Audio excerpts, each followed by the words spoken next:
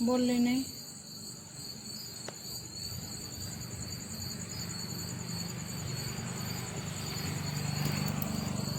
सुरु गरिस्। नमस्कार साथीहरू, यहाँ सम्पूर्णलाई स्वागत छ हाम्रो युट्युब च्यानल प्रो टेक्निकल सोल्युसनमा। आज हामी चाहिँ रातको समयमा छौँ, जसमा चाहिँ आज हामीले यो R110 एसीको ग्यास चाहिँ हामीले चाहिँ यो फिलअप गर्न गइरहेको छौँ। मैले चाहिँ भ्याकुम गरेर हाम्रो यो सिजीको 2 टनको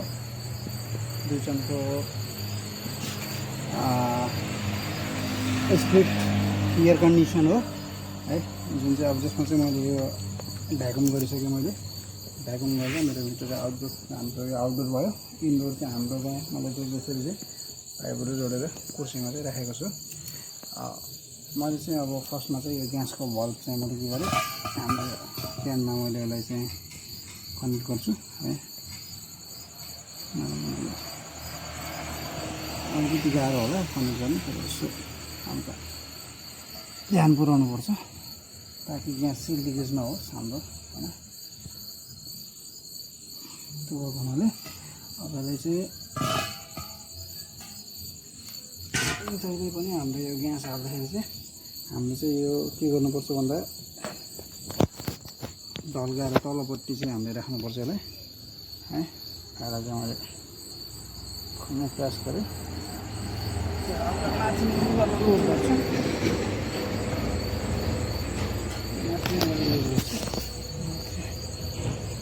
माथि गएर लुज गरेँ,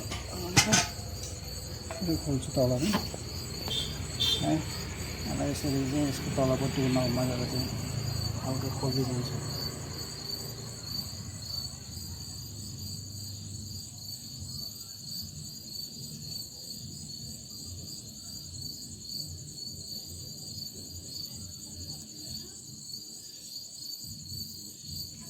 नब चाहिँ खोलेँ, एकदमै दिन सक्नुहुन्छ तपाईँले। ग्यास चाहिँ एकदमै आइसक्यो।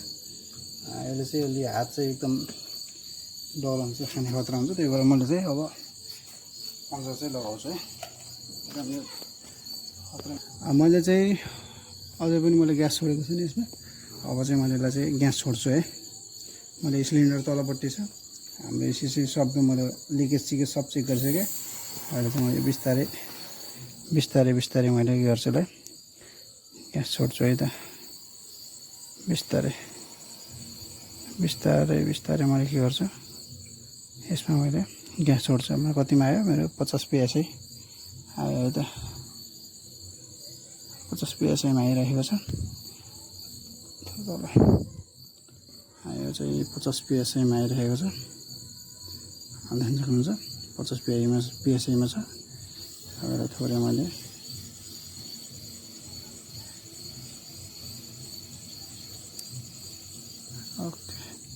जहिले पनि ग्यास चार्जिङ गर्दाखेरि हाम्रो यो बल्बहरू चाहिँ दुईटै बल्ब चाहिँ हामीले के गर्नुपर्छ, खोलिराख्नुपर्छ है त, ताकि चाहिँ ग्यास चाहिँ राम्रोसँग सर्कुलेट होस् भनेर चाहिँ हाम्रो यो बल्बहरू चाहिँ खोल्नुपर्छ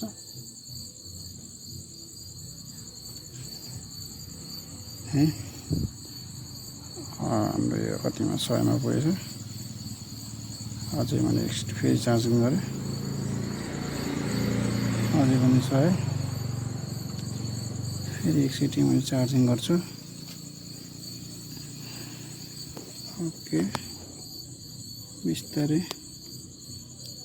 हाम्रो लगभग 130 PSI को हाराहारीमा पुगिरहेको छ। अब फेरि मैले बिस्तारै गरेँ चार्जिङ। एकछिन रोक्छु मैले, ग्यास चाहिँ आफै सर्कुलेट होस् है। हाम्रो ग्यासले गर्दा हल्का पानी यसमा चाहिँ आइसकेको छ, चिसो फिल भइरहेको छ। त्यस्तै गरी फेरि मैले यसलाई चाहिँ चार्ज गरेँ। हाम्रो 150 सिलिन्डर मैले उल्टो नै छ, ठिक छ। यसको PSI हामीले स्ट्यान्डिङ प्रेसर चाहिँ 220 सम्म मात्रै हाल्छौँ है त, धेरै हाल्दैनौँ।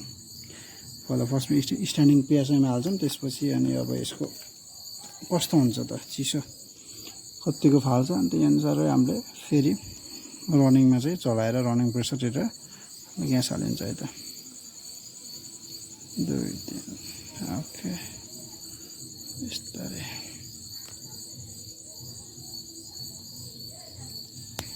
यो दुईटा बल्ब चाहिँ जहिले पनि खोलिराख्नुपर्छ है, ताकि चाहिँ एकदम यो 410 मा एकदम यो कम्प्रेसर पड्किने एकदम धेरै खतरनाक हुन्छ। त्यो हुनाले अलिकति एकदम सावधानीपूर्वक यसमा चाहिँ ग्यास चार्ज चाहिँ हामीले गर्नुपर्छ है त।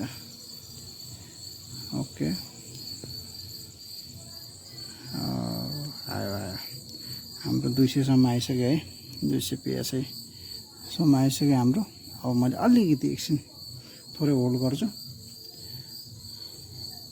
होल्ड गर्ने बित्तिकै त्यसपछि मैले के गर्छु ग्यास चार्ज गर्छु है त।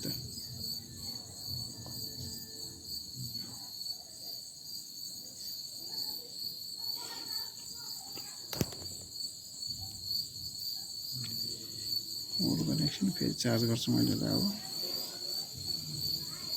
थोरै छोड्दै एकछिन। ओके ओके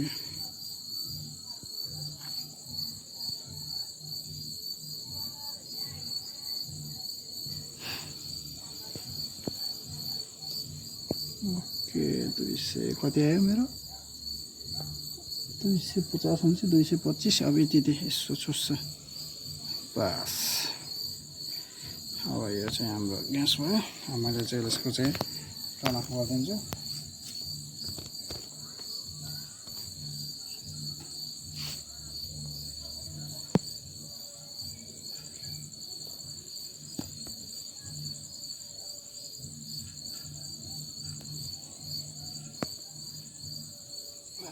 टर्न अफ गर्दै मैले उल्टै राख्छु मैले एकछिन, फेरि पनि हामीले ग्यास चार्ज गर्न खोल्नुपर्छ।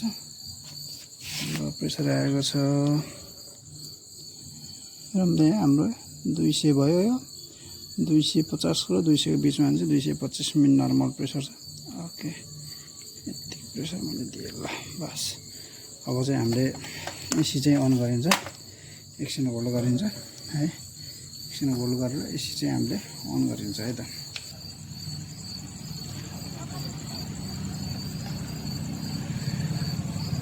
दुईटा छ, एउटा यसमा छ लाइन छ न्युट्रल छ है, त्यस्तै गरी लाइन न्युट्रल उताबाट आएको हाम्रो इन्भर्टरबाट आएको, त्यसपछि यो फ्यान मोटर र यसको हाम्रो यो सेन्सरको वायर भयो।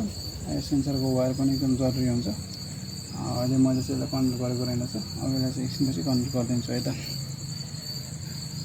यसको सप्लाई चाहिँ सिधै डाइरेक्ट हाम्रो आउटडोरमा जान्छ। यो हाम्रो सिजी कम्पनीको हो, सिजी कम्पनीको देख्न सक्नुहुन्छ मोडल नम्बर CG24THCA है। हाम्रो ग्यास देखाएको छ हाम्रो यहाँ R410 1950 ग्राम है, कुलिङ क्यापेसिटी 2400, त्यसै गरी हिटिङ क्यापेसिटी 24,500, त्यस्तै गरी सक्सन डिस्चार्ज 4.5 मिली प्रेसर एम्पियर, त्यस्तै गरी इन्डोर 14 केजी, आउटडोर 15 केजी। आउटडोरको वेट छ हाम्रो तपाईँको 59 केजी छ। पावर सोर्स चाहिँ तपाईँको देख्न सक्नुहुन्छ 220 देखि 240 volt, 50 hertz, single phase, current 11 ampere. Input voltage input watt हाम्रो कति छ 2320 वाट। त्यस्तै गरी करेन्ट रहेको छ तलपट्टिको हाम्रो 10 एम्पियर 10.2 एम्पियर। त्यसै गरी इनपुट छ हाम्रो 2240 वाट। हाम्रो हिटिङ र कुलिङ मोडमा भयो।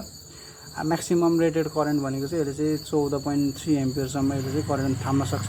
त्योभन्दा बढी लोड भयो भने चाहिँ यो काम छैन भन्ने कुरो बुझिन्छ। सिजीको हाम्रो यो दुईजनाको एसी हो है। त्यस्तै गरी हाम्रो मैले आउटडोर चाहिँ यहाँ राखेको छु।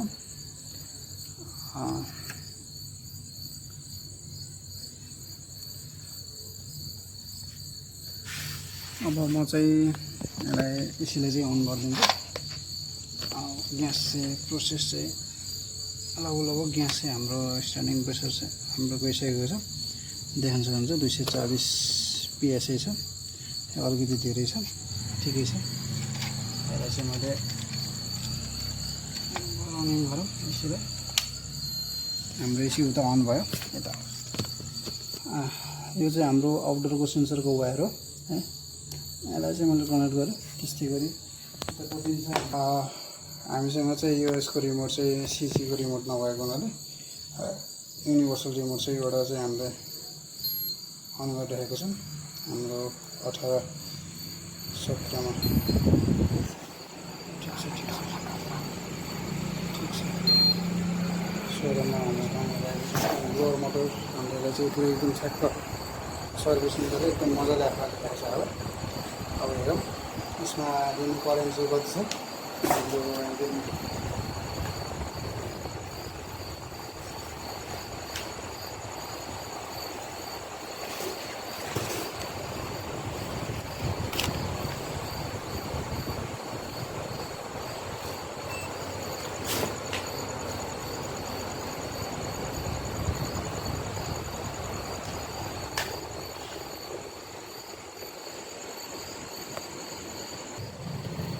अहिले चाहिँ हाम्रो एसीले चाहिँ 0.24 एम्पियर चाहिँ हाम्रो दिइरहेको छ।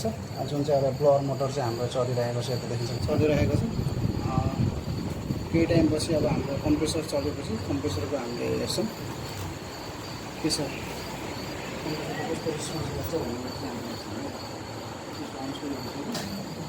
कम्प्रेसर चल्यो, कम्प्रेसर चल्यो।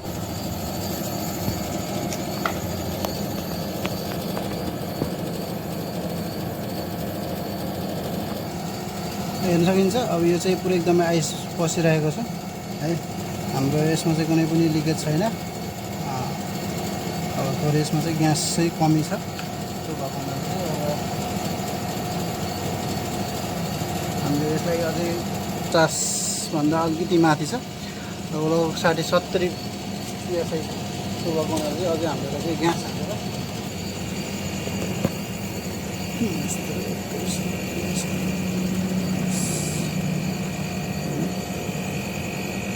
अलिकति कम भइसकेको रहेछ। त्यो भएको हुनाले चाहिँ हामीले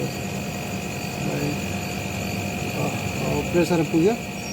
प्रेसर पुगेपछि अब यसमा चाहिँ अब कम चिसो हुन्छ, यसमा चाहिँ एकदम बढी चिसो हुने आउँदै आउँछ बिस्तारै बिस्तारै।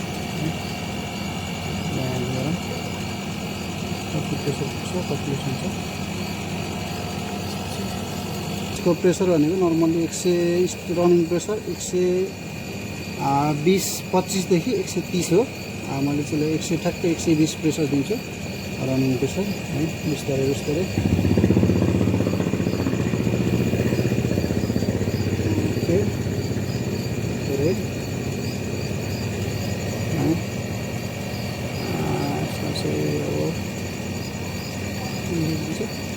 सो बिस्तारै बिस्तारै चालु गरिन्छ। बाहिर यता यहाँसम्म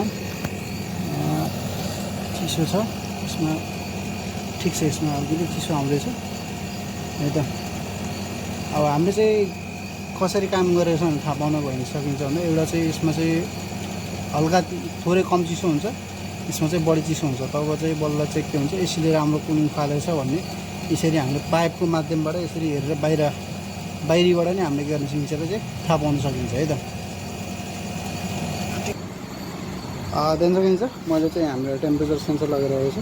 यसमा चाहिँ हाम्रो 12 डिग्री सेल्सियस यसलाई चाहिँ मैले ठ्याक्कै दिएको छु।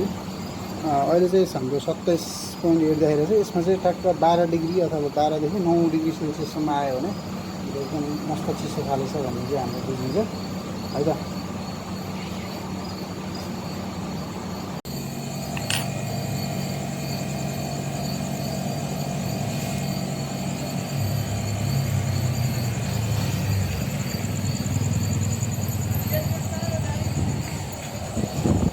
मस्त ताता हावा लिएर है।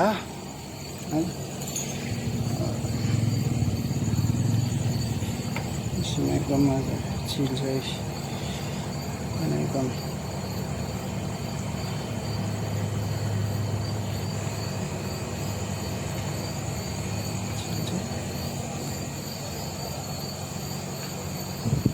एकदम मजाले सररा ओके ठिक छ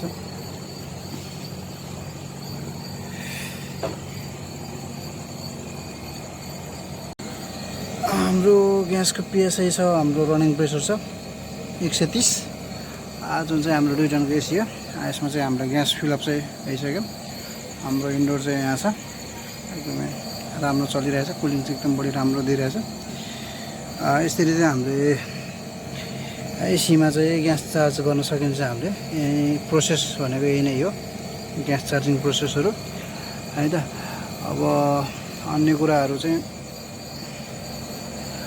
यसमा सामान्य नै छ खासै धेरै गाह्रो पनि छैन त्यही अलिकति आफूले चाहिँ अलिकति सुरक्षा चाहिँ आफूले अपनाउनु पर्यो हैन त्यसै गरी अब ग्यास चाहिँ मैले फिलअप भइसक्यो